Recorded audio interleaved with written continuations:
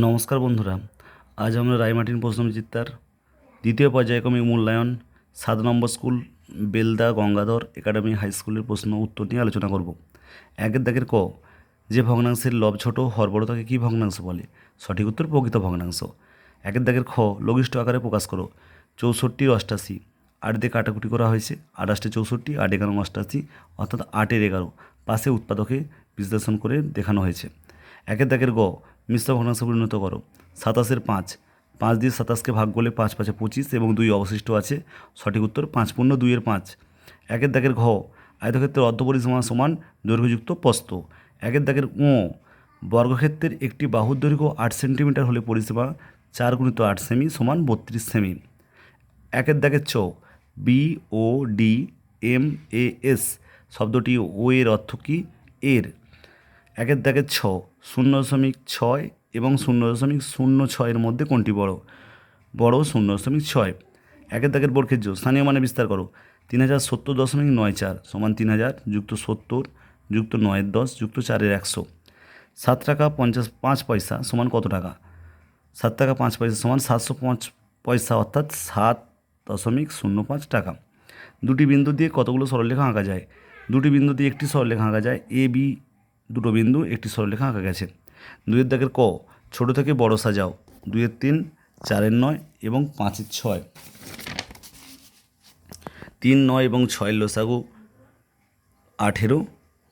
18কে 3 দিয়ে ভাগ করলে 6, 18কে 9 দিয়ে ভাগ করলে 2, 18কে 6 দিয়ে ভাগ করলে 3 অর্থাৎ 2 × 6 সমান 12, 12-র 18, 4-এর 9 সমান 4 × 2 সমান 8-এর 18, 5-এর 6 সমান 15-র 18।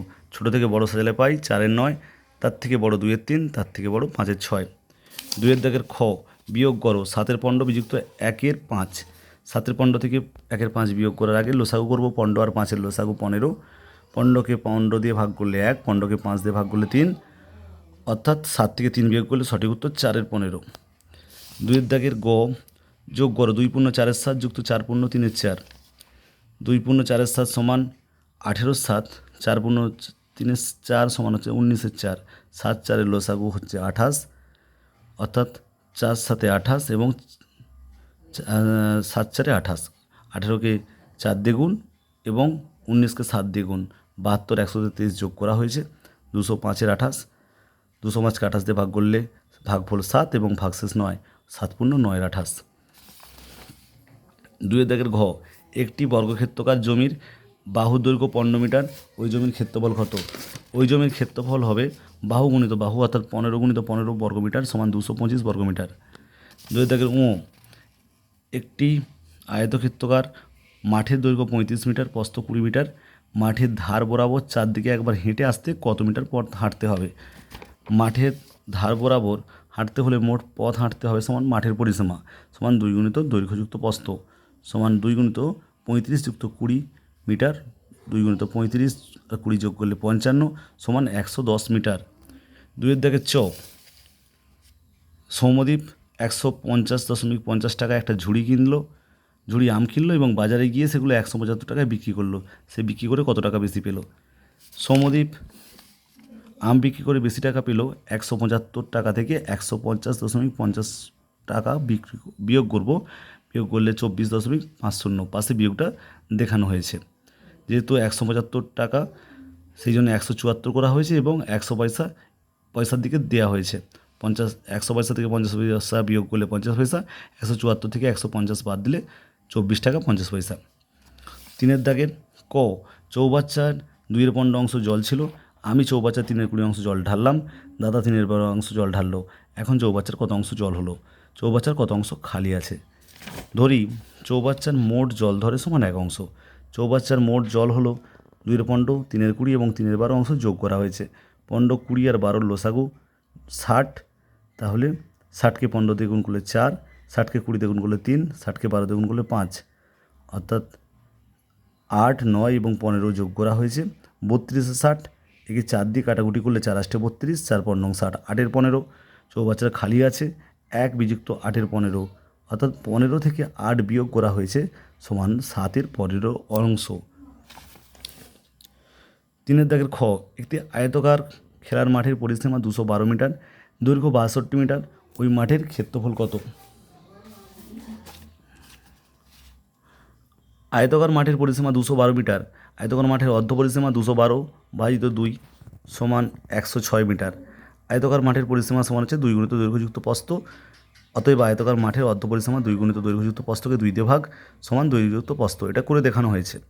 আমরা জানি আয়তকার জমির অর্ধ পরিসীমা হচ্ছে দৈর্ঘ্যযুক্ত প্রস্থ, এখানে দৈর্ঘ্য বলা আছে 62 মিটার, তাহলে প্রস্থ হবে 106 বিযুক্ত 62 মিটার সমান 44 মিটার। আয়তকার জমির ক্ষেত্রফল সমান দৈর্ঘ্য গুণিত প্রস্থ, এখানে দৈর্ঘ্য 62 মিটার, প্রস্থ 44 মিটার, তাহলে দৈর্ঘ্য আর প্রস্থ গুণ করলে 62 গুণিত 44 সমান 2728 বর্গমিটার, অর্থাৎ আয়তকার জমির ক্ষেত্রফল 2728 বর্গমিটার। পরের প্রশ্ন, 14.09 মিটার লম্বা বাঁশের 4.2 মিটার কাদায় এবং 3.01 মিটার জলে আছে। জলে ও কাদায় মোট কতটা ডুবে আছে? জলে ও কাদার উপরে কত মিটার বাঁশ আছে? জল ও কাদায় বাঁশটি ডুবে আছে 4.2 আর 3.01 মিটার যোগ করতে হবে। 4.2 আর 3.01 মিটার যোগ করা হয়েছে 7.21 মিটার। প্রথম উত্তর হচ্ছে ওটা। জল ও কাদার উপরে কতটা রয়েছে? 14.09 থেকে 7.21 মিটার বাদ সমান 6.88 মিটার। বিয়োগটা পাশে করে দেখানো হয়েছে। পরের প্রশ্ন, 3 দাগের ঘ, 6.285 কিলোমিটার লম্বা একটি রাস্তা 3 দিনে মেরামতের কাজ চলছে। প্রথম দিনে 1.317 কিলোমিটার, দ্বিতীয় দিনে 2.123 কিলোমিটার রাস্তা মেরামতের কাজ হয়েছে। তৃতীয় দিনে কতটা রাস্তা মেরামত করতে হবে? তাহলে প্রথমে মোট রাস্তা ছিল বা রাস্তা মেরামত করতে হবে সমান 6.285 কিলোমিটার। প্রথম দুদিনে রাস্তা মেরামত করা হয়েছে 1.317 যুক্ত 2.123 কিলোমিটার যোগ সমান 3.440 কিলোমিটার। তৃতীয় দিনে রাস্তা মেরামত করতে হবে 6.285 থেকে 3.440 কিলোমিটার বিয়োগ সমান 2.845 কিলোমিটার। সব থেকে শেষ অঙ্ক, 3 দাগের ও সরল করো।